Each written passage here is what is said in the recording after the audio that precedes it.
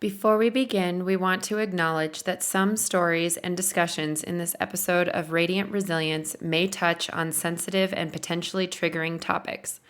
These may include themes of loss of close family members, suicide, mental health struggles, and so on.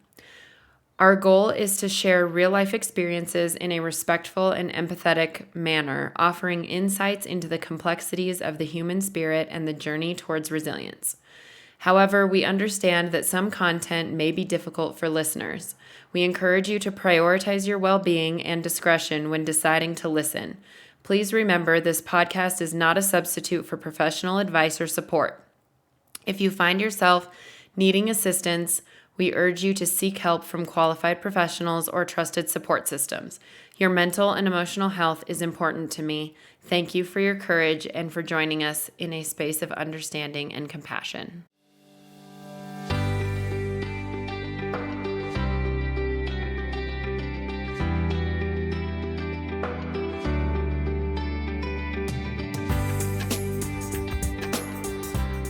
Welcome back, everyone, to Radiant Resilience. I have a very special guest today who's one of my very dear friends. Her name is Kellyn, and she is a resilient 35-year-old entrepreneur who runs her own successful business with nearly 15 years of marriage to her husband and a joyful 3-year-old son named Calvin. He's adorable. She navigates the complexities of family life with grace and determination. Raised in a family of 3 siblings, Kellyn has faced significant loss, having tragically lost both of her parents. Despite these challenges, she has persevered, drawing strength from her experiences to build a fulfilling life for herself and her loved ones. With a passion for healing, Kellyn has dedicated 15 years to the practice of massage therapy, bringing comfort and relief to countless individuals through her skilled hands and compassionate heart. Let's talk to Kellyn about her inspiring journey, including her experience of caring for her parents in the time of need. We'll delve into the highs and lows of her caregiving role and explore the resilience and love that sustained her through life's toughest moments. All right, welcome, Kellyn. How was that? Hi. Sounds great. So do you maybe want to start maybe the very beginning of when your parents started getting sick, or I think it was your dad that got sick first, right? Yeah. Yeah, my dad was the first. He was a hardcore smoker, heavy pack a day, 2 packs a day, I'm sure at some points of his life, Yeah. cigarette smoker. He got diagnosed with lung cancer in April of 2010. And how old were you And at then at that time? I was 21 at the time. Okay. Because he passed same year in December of 2010, and it was right before I turned 22. So everything happened pretty quickly with him. I was actually the reason why he ended up going into the doctor and found out he had cancer. Okay, let's back up a little bit then and go through that. What kind of started leading you to thinking that there was something up? I was living up in Denver at the time. I finally had my own apartment, and Jake and I were dating. We met in May of 2009. So we had been together for about a year. I guess a little bit before a year when we found out that my dad had lung cancer. But anyway, that Christmas I had gotten a cold and went down and stayed at my parents' house, and got everybody sick. Oh no. Um, and And my dad, the cough just never really went away. And he always had that smoker's cough and everything, but it was a little bit worse than normal. And my mom was concerned, and he was like, all right, maybe it's time. I should go get this checked out. And went in, and yeah, it was just one thing led to another from there. I didn't really know until he was already going through getting CAT scans and figuring out what stage it was at when my parents finally told me, How old was youngest he? sibling. He was 50. He would have been 53 when he got diagnosed, Okay. because his birthday's in July. So he turned 54 during the summer going through all the treatment and everything. So yeah, my mom called me one day, and Jake and I had the day off together. We were going to go to the zoo. They were doing one of the free day things. And my mom called me and she was like, "Hey, I'm up by your apartment. Do you want to meet me at this Starbucks that's right here?" And I was like, "Yeah, sure. We'll be right there." And she was sitting at a table. And so Jake and I went in and sat down and had some coffee. And she was like, "Your dad is across the street at St. Joe's right now getting scans done. He has cancer, and now we're just in the motions of trying to figure out where it's at and what the next steps are." And I was just, okay, cool.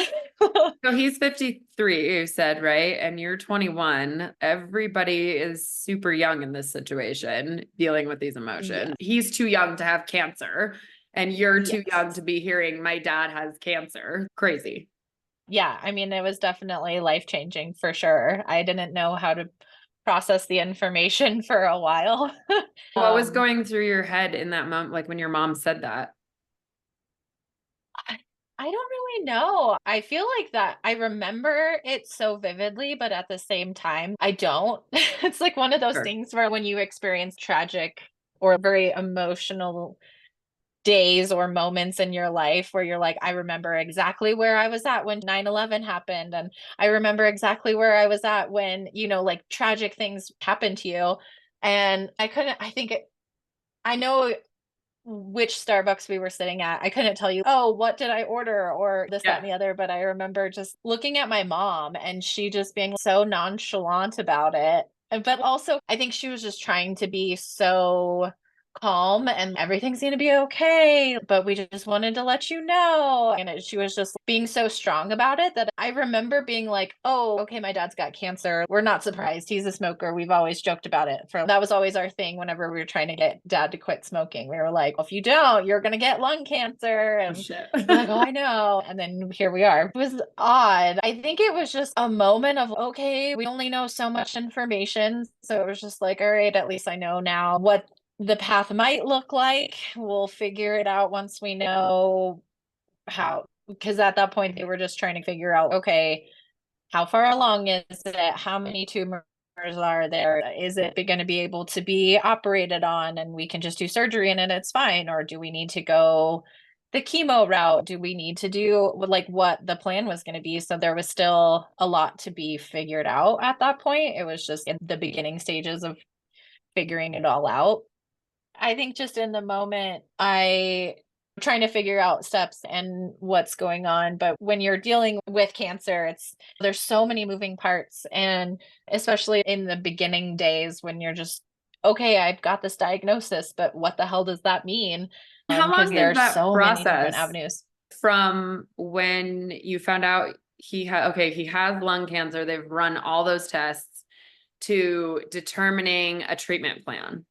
What's that What time? was the process like? Yeah. What's the time frame like? The Is it time frame? a long period of time before you finally make a plan and start the chemo or start the whatever process is? Or is it pretty quick once you're like, okay, you have lung cancer, here's what we do? It moved pretty quickly. It was April, beginning-ish of April, middle of April, I think, when my mom told me when we met her at that Starbucks and she told me. And then he started chemo, I would say within a month, Okay. because So he pretty quick. had, I know, yeah, pretty quick. I feel like they once they know what everything looks like and they get a plan in motion, they tend to jump on it pretty quickly. It's not exactly something you want to just be like, okay, we're gonna wait and see what happens. Yeah, Usually they're sure. like, okay, you have cancer. We need to take care of this. Let's get you in. Let's do this. Your first treatment's Monday Oh, kind of wow. things. Yeah, he started with the chemo and had, I think, at least one, maybe two chemo treatments. And we all went camping as a family up in Grand Lake for Memorial Day that year. And my best friend and her boyfriend came up and they were tent camping with me. So I was in a tent.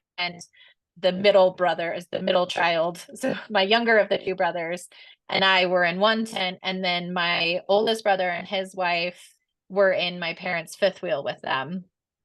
And my Micah, my oldest brother, I wake up to him like, Kellyn, Kellyn, I need you to wake up.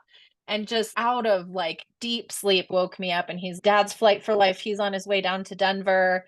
I need you to come and stay in the camper with the dogs. And I was like, what the hell is going on?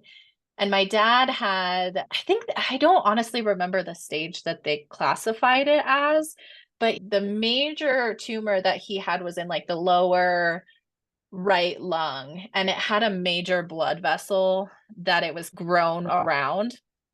And so my dad had woke up in the middle of the night coughing and started coughing up blood. While you were camping. They called while we were camping. We're like, we were at a campground, so it's not like we were just backwoods, because my parents had a fifth wheel, so they had to have the hookups and everything.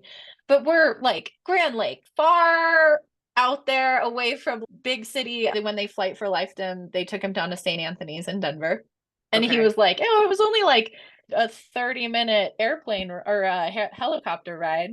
But it took us 3 hours to get back down there. So they flight for lifetime down. And my mom and my brother and my sister-in-law headed down to the hospital with them to go be with him. And then my other brother and my best friend and her boyfriend woke up the next morning, and I was in the camper.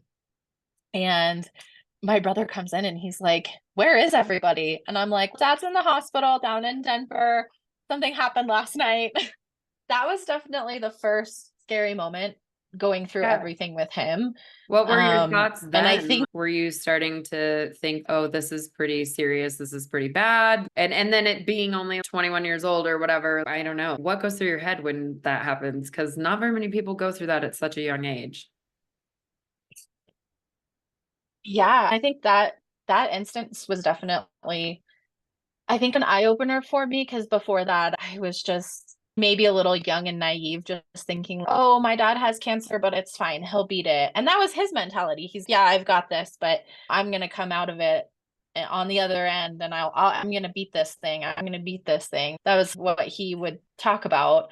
And so I think that moment was definitely the first time that kind of scared me. And it was the first time I thought, oh, things might not end well. And of course, I tried to stay optimistic and always think everything's going to be okay. Everything's going to be okay.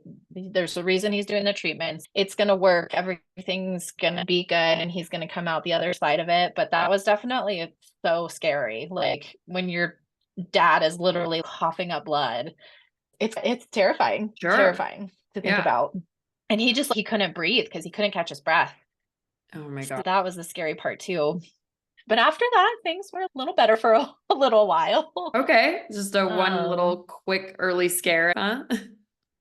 Yeah, a little hiccup for sure. He did pretty well with the chemo. They did, I don't remember exactly like how the frequency of his treatments were. I think it was like either once a week or once every other week that he was doing a chemo, and they did so many rounds. And then at the end of summer, they did a scan. He finished the chemo treatments. They did a scan, and he was doing really well. He had responded amazing to the chemo. All the tumors that he had shrunk by 50%. They were super optimistic. He was doing really well. And then they started him on a round of radiation through the fall. And again, tolerated it pretty well.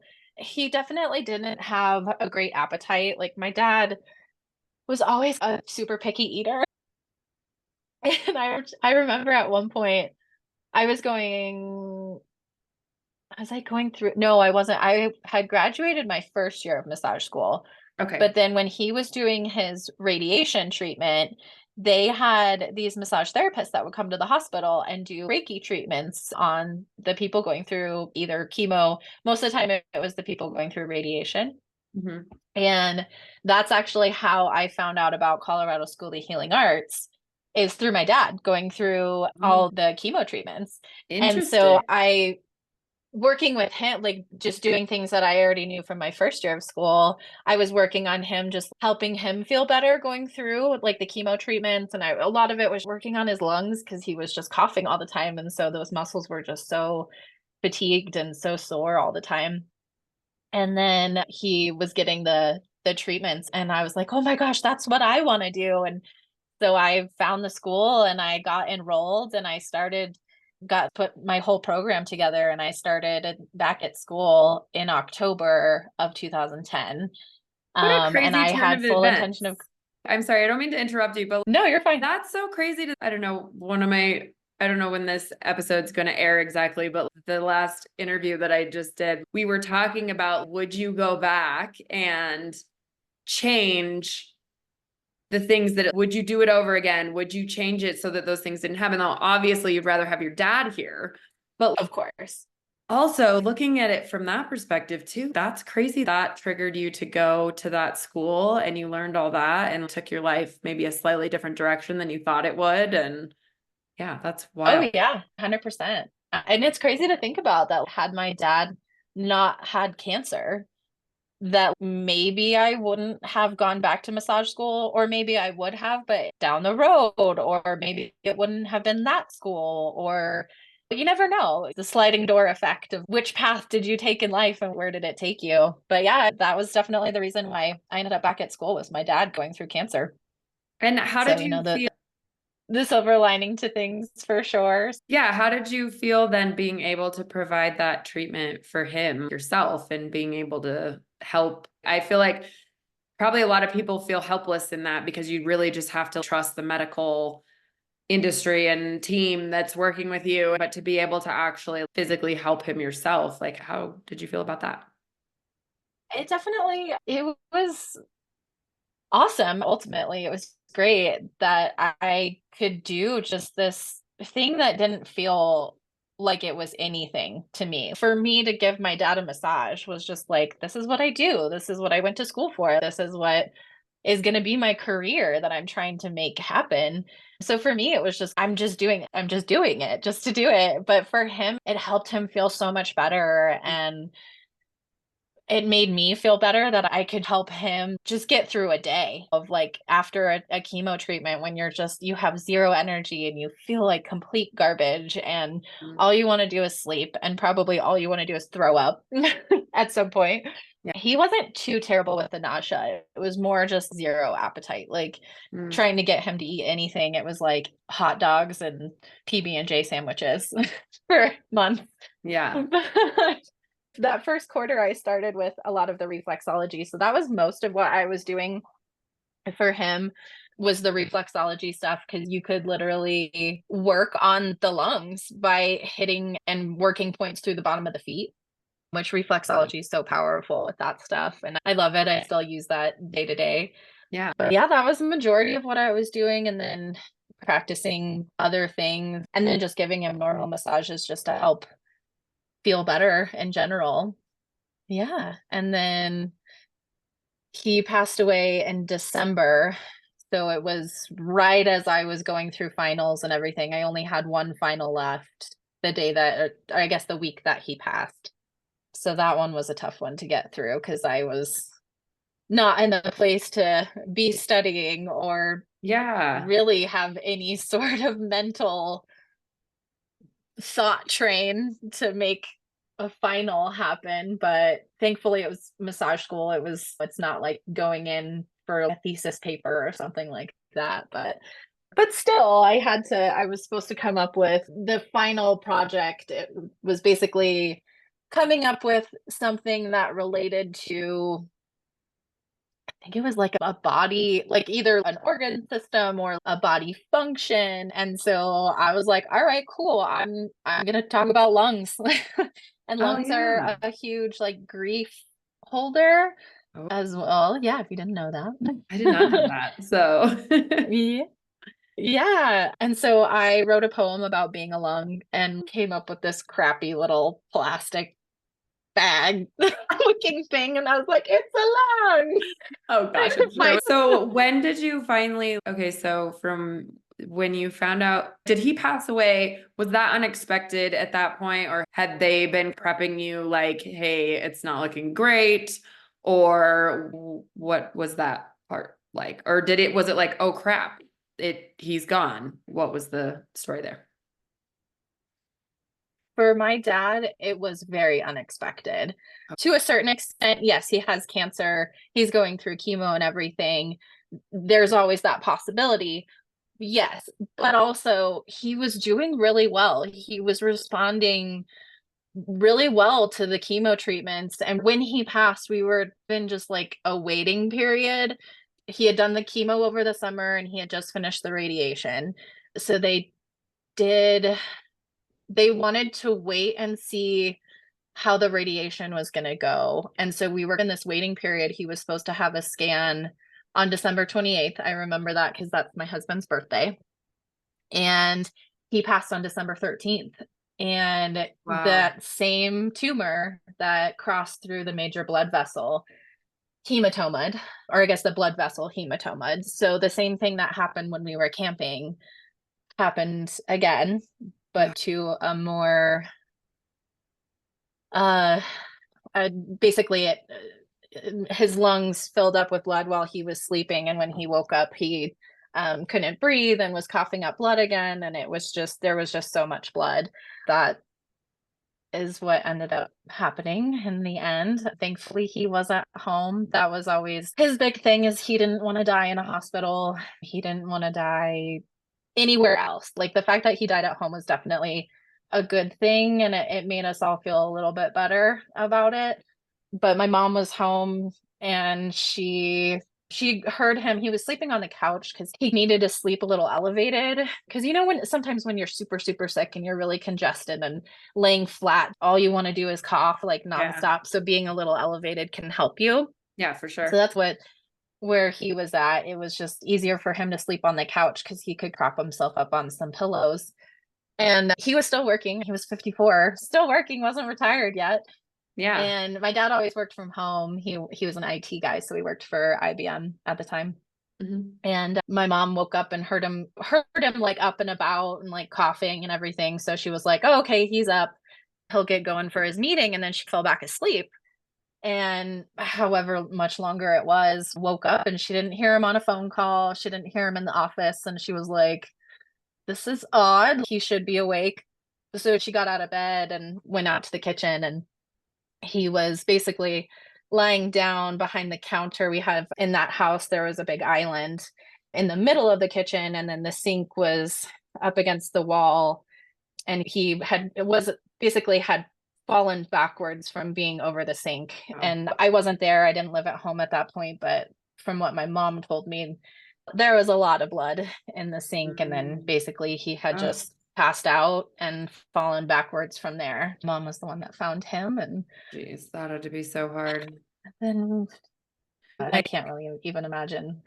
yeah. So how obviously this is a horrible news to get that your dad passed. What kind of emotions were you going through at that point? There will always be losing my dad, obviously going through that, so young. And it was so unexpected that my mom called me, and I just remember her voice being like, "Hi." And I was like, "Hey, mom." And like, she called me in the morning. And the weird thing was, Micah had called me 20 minutes before that. And he was like, "Hey, do you know which apartment number is Nathan's?" Because at that point, none of us were living at home. And then after my dad died, there was points where Nathan was in and out living with my mom. And Nathan But and at that Micah point, none of are us were home. your brothers. We need to specify that. Oh, sorry. Yes. Yeah. Nathan is the middle child. And then Mike is the oldest of the three of us. And I'm the youngest of the three kiddos. And so Micah calls me, and it was a Monday. I remember it was a Monday when he died.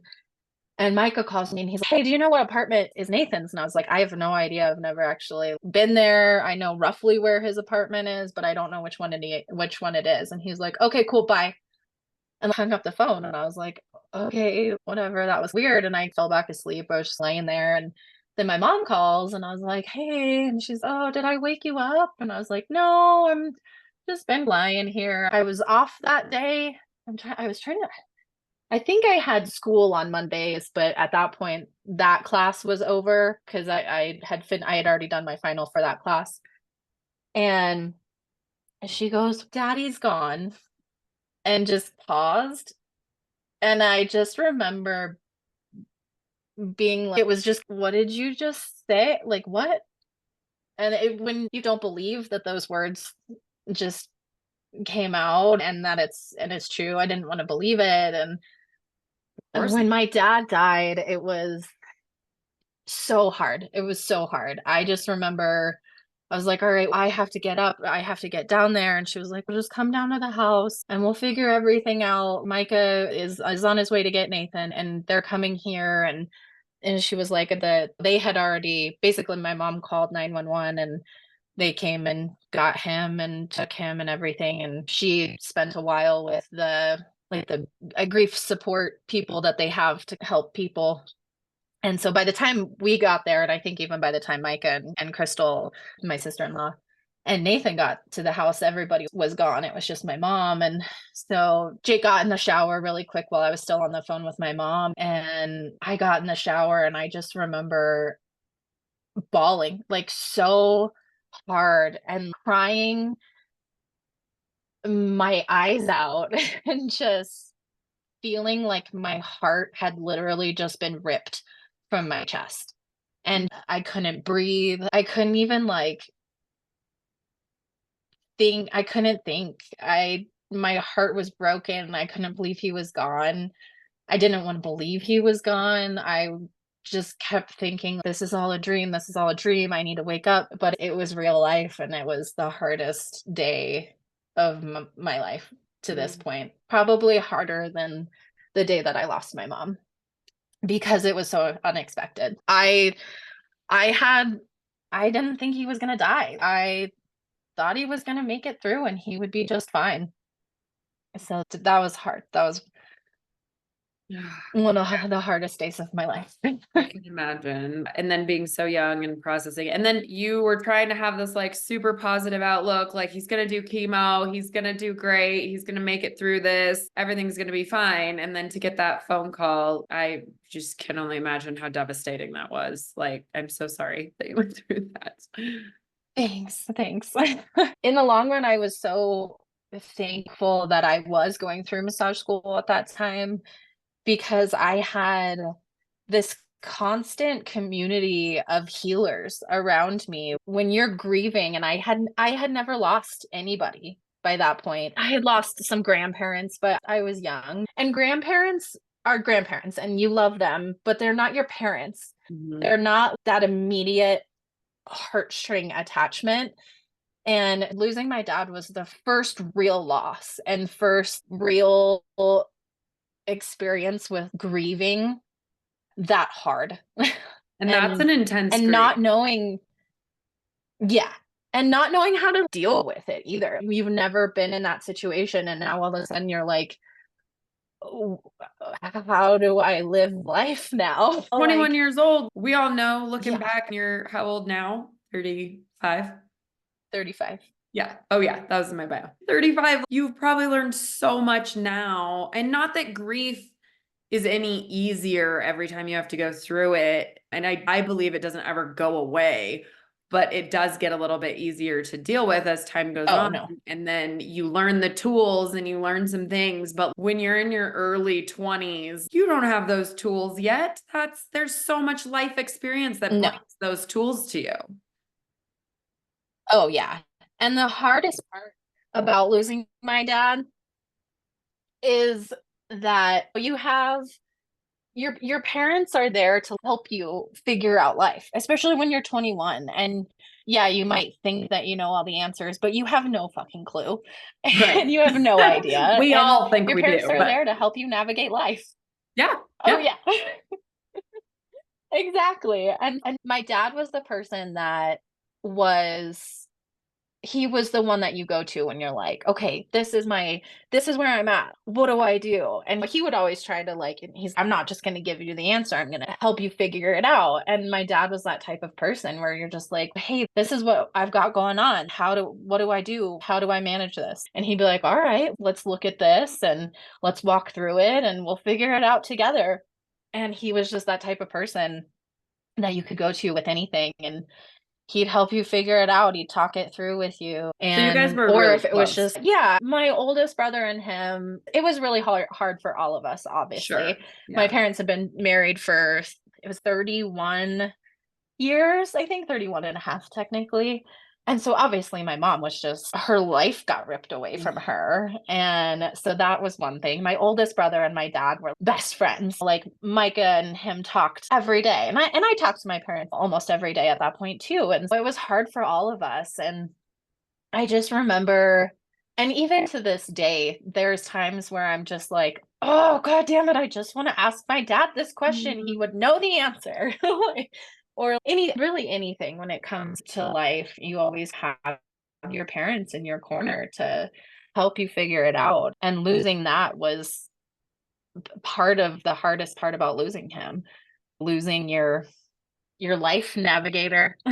Yeah, for sure. Especially when So, you relied upon that pretty heavily too. right. Yeah, and he was so handy. He would do woodworking as a hobby. The house that we ended up selling after my mom passed away, that was the house that my dad died in.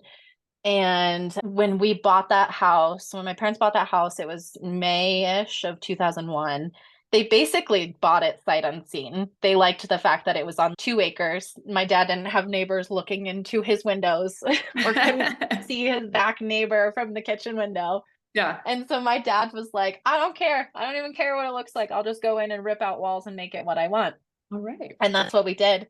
We moved into that house, and literally the whole first summer we were in that house, it was under construction.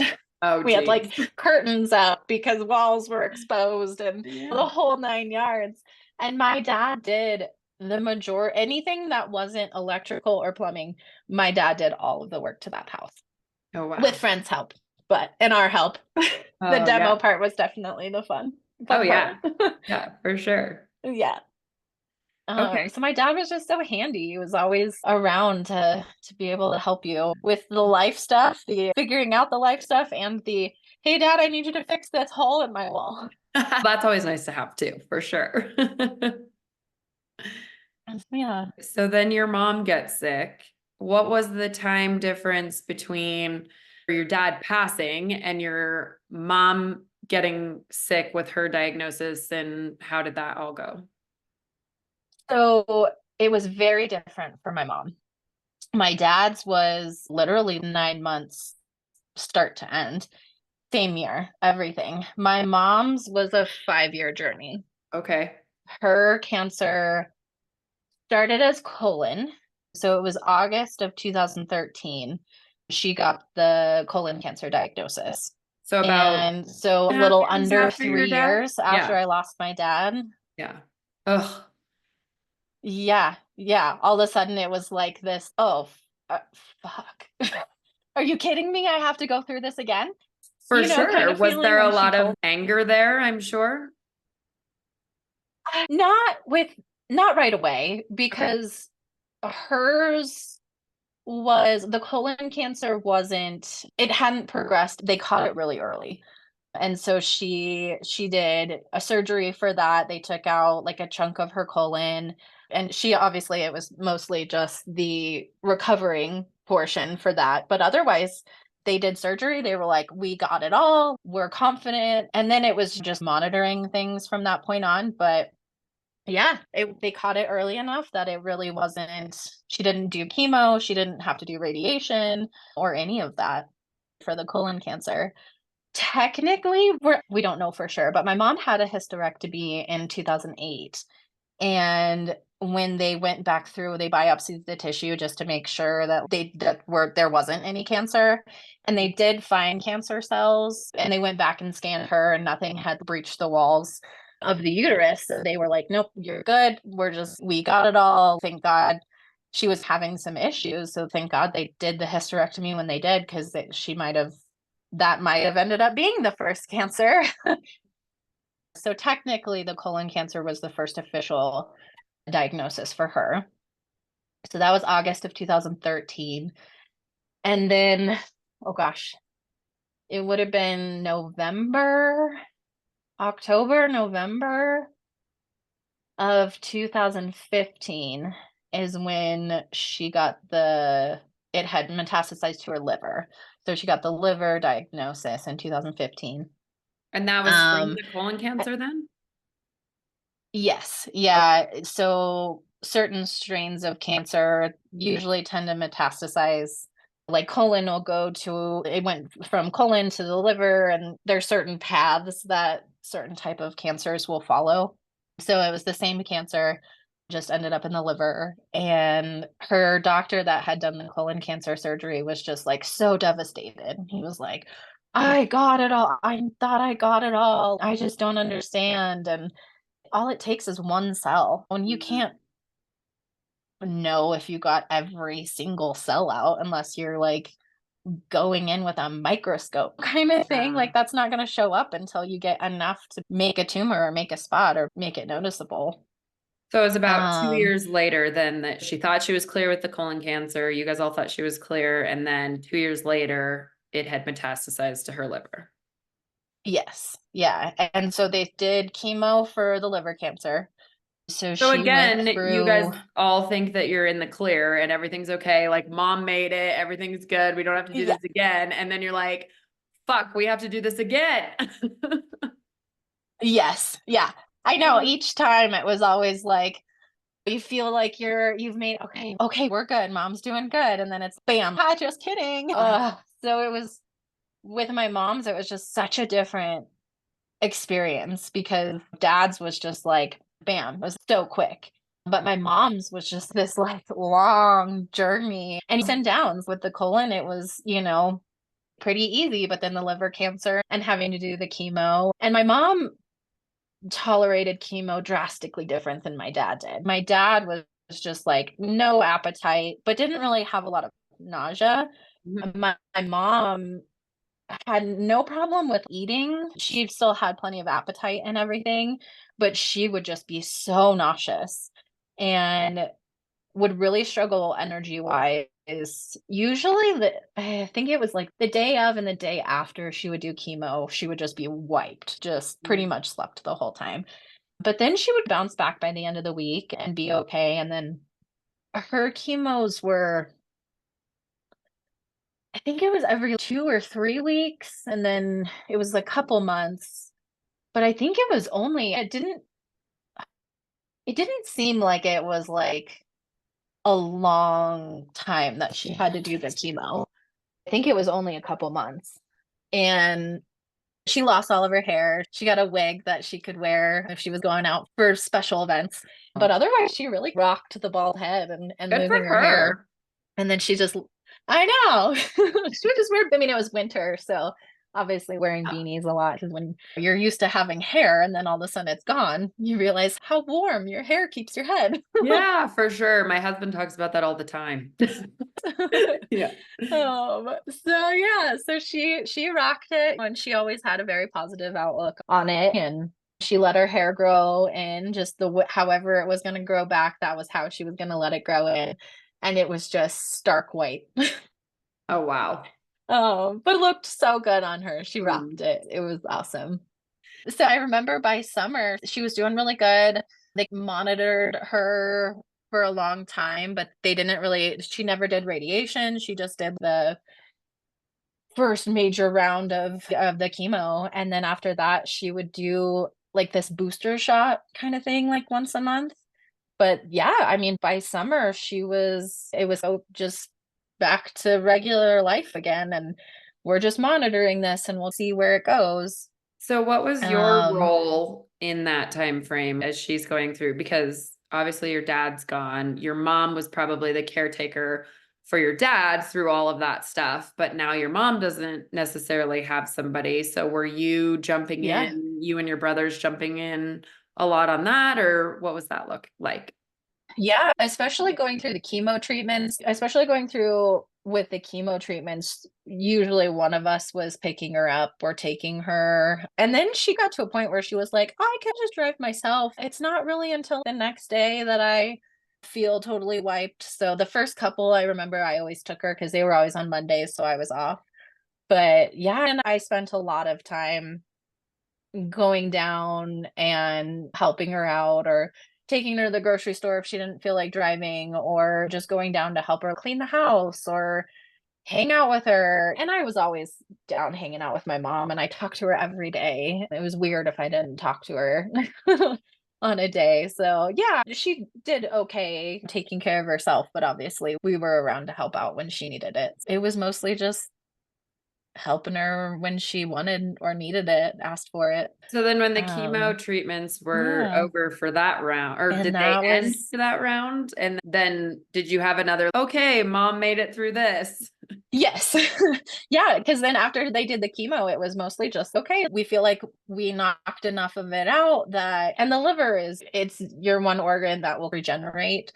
So it was, she still always had some spots there, but they felt like it was manageable. They didn't feel like they needed to go in and take it out. They, so that's why she just did this, like, it was almost like a chemo shot that she would do once a month. She would go in and she would just, they'd do it in her stomach and she'd get this shot, and it was kind of like doing chemo but not really doing chemo, but it was just enough to keep things where they were because they felt like it was totally manageable.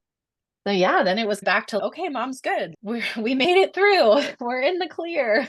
Yeah. And then it was 2018, it had ended up in her brain. Okay. And that was the beginning of the end from Oh, there. man. So did So, you and your brothers have to jump in then and do more for her for that round? Like how, what, yeah, that was definitely the eye opener for sure. And I was always just trying to be so optimistic. And my brother was like, my oldest brother, Micah, was like, oh shit, now it's in the brain, when he was just doom and gloom about it. And I was just like, it's fine. Basically, the first one that they found was like a teeny tiny pea-sized tumor that they found on her pituitary gland. And she had been having fainting spells, and actually picked Jake and I up from the airport on a Sunday. This was like the end of June. Jake and I did a belated cruise for our anniversary that year. My mom picked us up from the airport and she's driving us back to our house. And I was like, how was your week? Like, how are you doing? And she was like, well, I've fainted a couple times this week. And I was like, just, you fainted? Like, and she was like nonchalant. Just like like a couple that's just times this like, week. oops, I fainted a bit. Like, Sorry. yeah. And I was Oh like, no. what? Yeah.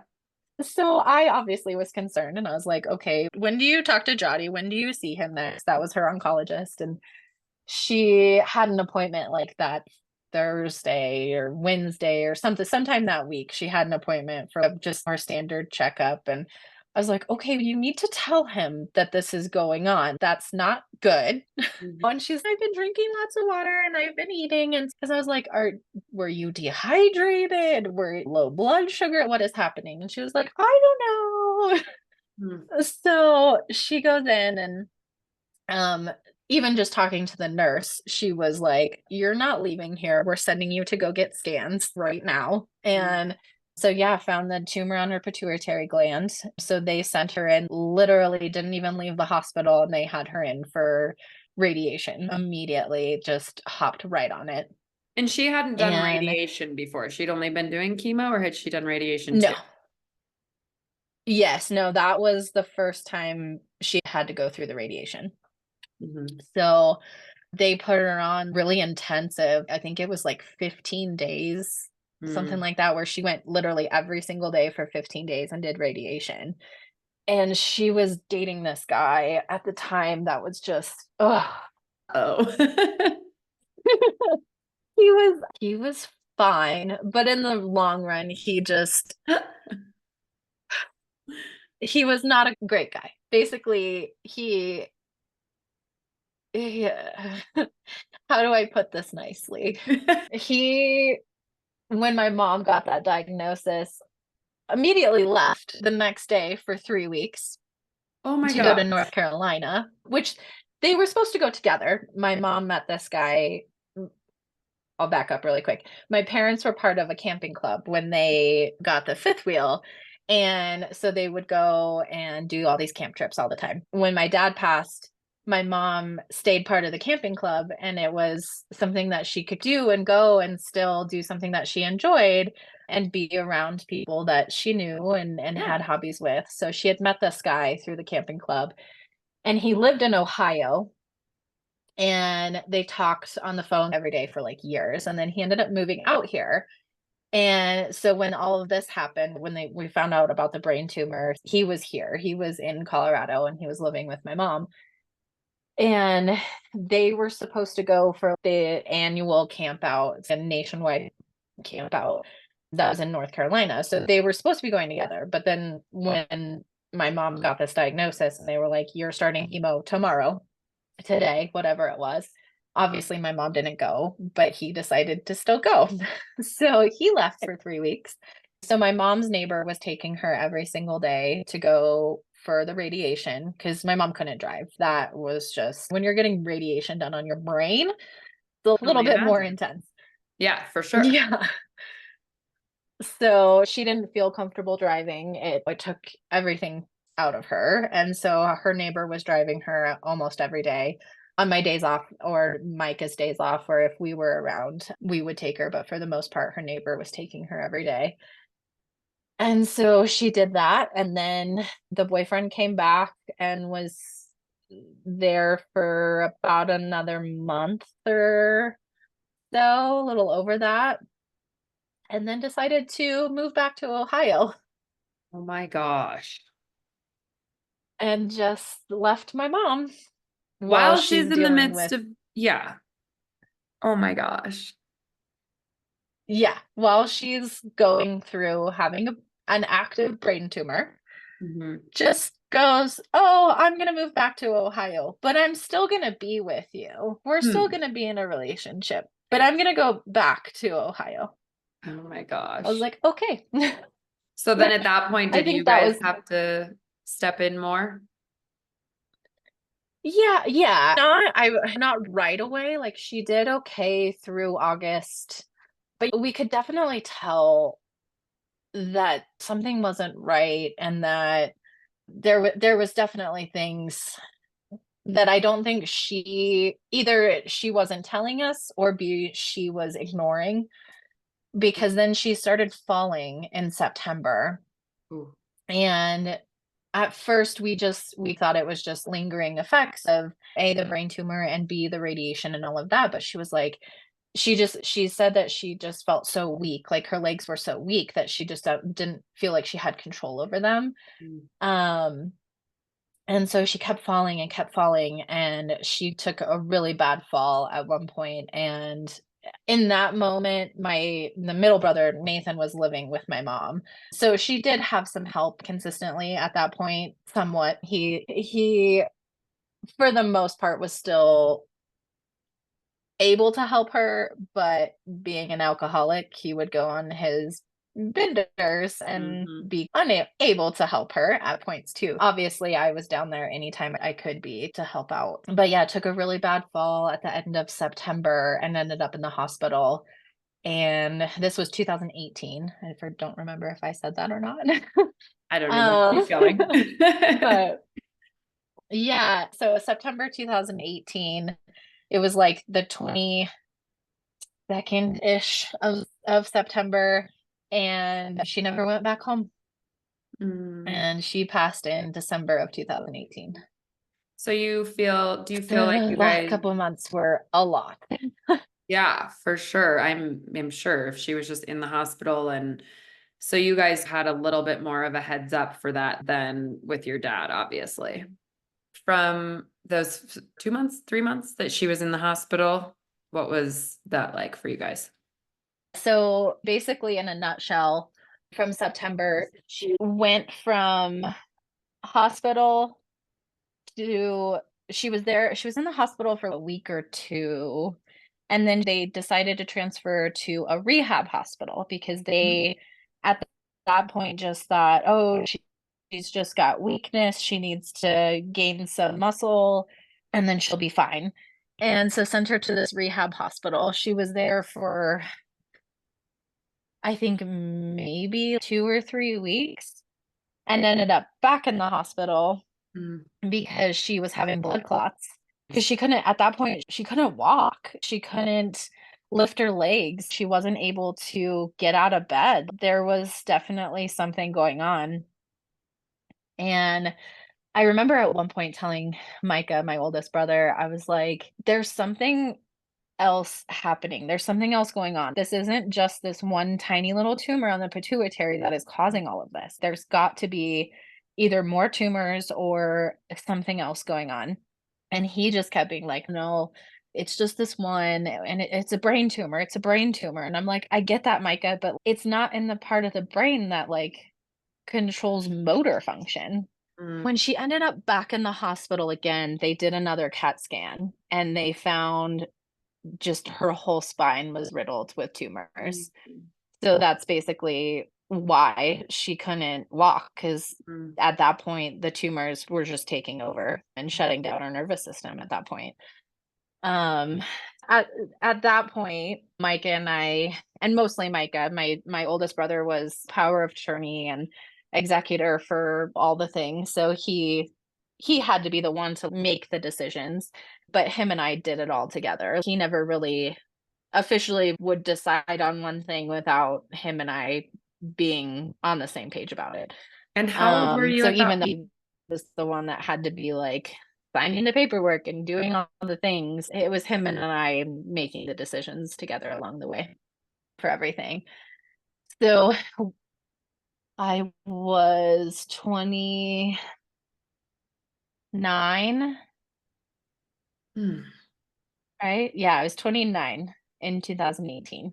29 and making all these hard decisions for your mom, about your mom, and then knowing that this was probably the end. What was going through your head emotionally for that? Yeah, when she got that scan and they were basically like, "Hey, we'll do some radiation and we'll do some chemo, but it's basically palliative at this point." Palliative care just basically means like you're making them feel comfortable as you can make it. But at that point, that was definitely yeah, this is it. It could be tomorrow, it could be 6 months from now, but this is the beginning of the end. When they said they're making her comfortable for the end, is that roughly when your grieving process started, maybe? To a certain extent, I think it did, but it was also hard because we were trying to figure out there were so many moving parts trying to make sure that all the logistics were in place, with all the financial pieces of it and all of her life insurance things. And she had a long-term care policy. So we were trying to figure out how to access that to help us pay for everything. And basically ended up putting her into nursing home care because she needed 24-hour care. Mm. She needed to be on a catheter. She needed a nurse to help with everything. Like, she couldn't go to the bathroom by herself. At that point, she could still feed herself, but literally just watching her deteriorate for months was really hard. It definitely you start to grieve. It's hard to really grieve somebody who's still there, but you're watching them literally day by day, not Mm. be able to do this and not be able to do that, and then she lost her voice. She couldn't even talk for the last 2.5-ish weeks. She ended up back in the hospital from the nursing home on Thanksgiving, Oh, geez. and we thought that was gonna be it because she was basically in septic shock Oh, wow. and was unconscious for 24 hours. And like the nurses came in and she had the really shallow breathing, which is like a sign of your body like literally shutting down. And so we had the nurses coming in and being like, yeah, we're not sure if she's going to make it through the night. And Mike and I stayed in the hospital that night and she came to the next morning. But after that, it was getting her back to the nursing home and basically getting her on hospice and just waiting Mm. for the day to come. Okay, so the day comes and now you've lost both of your parents. Yeah. I don't know what type of question I'm trying to ask here, but that's just heartbreaking. Yeah, and I still to this day don't know many people that are as young as I am and don't have either one of their parents. I have a lot of friends who have unfortunately lost maybe one parent, but I think I only know 2 or 3 people that have lost both their parents as young, if or relatively as young as I did. Oh, yeah, that's some pretty intense grief to go through at such a young age. How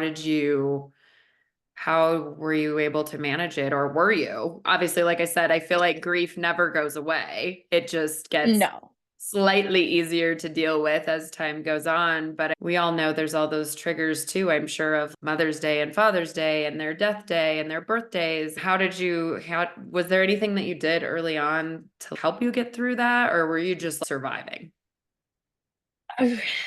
For my mom, I feel like it was just surviving Mhm. because there never really was a time, and even now, there's still days where I'm like, I didn't have that space and that time like I did for my dad to be able to sit in my grief and really work through a lot of it. Like you said, you never really fully heal from grief. It's just it kind of molds and it changes, but that first year is definitely the hardest, but my mom and I just had my dad and I were close, but I was way closer with my mom. She was like my best friend. And so losing her, I feel like I still to this day struggle more with my mom than I do my dad. I miss them both Sure. terribly, but I feel like it's harder for me with my mom. And it was as soon as she died, it was just we had to jump into getting a house cleared out and getting the house sold and taking care of selling the cars and selling the camper and getting my brother moved out and getting him set up with a place to live. And then, So you didn't even and then it so that took like truly grieve or start to grieve until maybe after all that stuff was done. yeah, which was June. We closed on the house on June 4th because that's Jake and I's wedding anniversary. So June 4th of 2019. Micah and Crystal took off to move down to Arizona on June 1st of 2019. So not only had I just lost my mom, I was now my only family that I have left because I don't really have a relationship with my other brother. My only family is now moving to a different state Mm. to be closer to my sister-in-law's whole family is down there, so they wanted my nephew to be close to the grandparents that he had left and family and everything, and But that's another loss. yeah, and I'm all alone. Oh, Um, and then it was 2019 was just Jake and I did a lot of traveling and we booked a trip to New Zealand. So then from that point during the summer we took some trips and then it was planning New Zealand and this huge trip that we wanted to go on and we were actively making moves towards trying to start a family and just you're trying to move on with your life and move on to the next steps, but then I never really took the time to like really grieve. I feel like I was trying to grieve while trying to live life and run my own business and all these things. And then we went to New Zealand at the end of the year in 2019 and came back and then it was COVID and you're in a mm. pandemic and then it was just and here we are 4 years later, but it still feels like we're somewhat still in it. Not obviously to the extent of 2020, but yeah, and definitely